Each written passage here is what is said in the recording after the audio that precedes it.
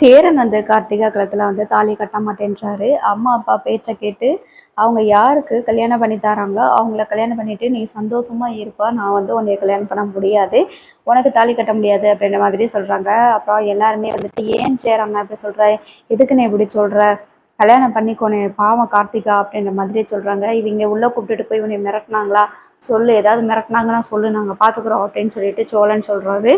இருந்தாலும் சேரன் இருந்துட்டு கொஞ்சம் எல்லாருமே அமைதியாக இருங்கடா, என்னை யாருமே மிரட்டலாம், நான் யோசிச்சு பார்த்து தான் இந்த முடிவுக்கு வந்திருக்கிறேன்.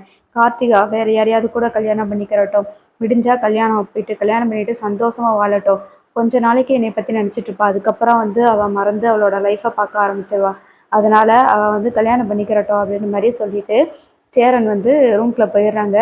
வேற எதுவுமே என்கிட்ட கேட்காதீங்க அப்படின்னு சொல்லிட்டு போனதுனால இப்போ கார்த்திகாவால் எதுவுமே பண்ண முடியல.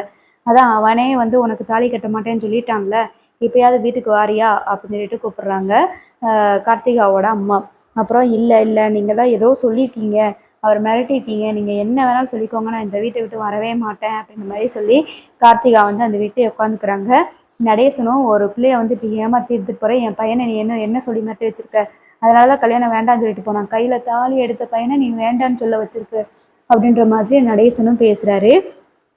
இப்போ கார்த்திகாவோட அப்பா என்ன சொல்றாங்க அப்படின்னா, அவன் தாலி கட்டினா தானே நீ இந்த வீட்டில் இருப்ப, இந்த நான் 5 ஆம்பளைங்க இருக்கிற வீட்டில் நீ எந்த பொண்ணாவது கல்யாணம் பண்ணிட்டு வந்திருக்குது, நீ வெறுமனே இங்கே இருந்தா ஊர் இன்னும் கேவலமாக பேசும் அப்படின்னு சொல்ல கார்த்திகா வந்து அங்கேருந்து வேற வழியே இல்லாமல் சேரனை வந்து கூப்பிட்டுக்கிட்டே இருக்காங்க, வாங்க மாமா அப்படின்னு சொல்லிட்டு. ஆனால் சேரன் வெளியே வரவே இல்லை.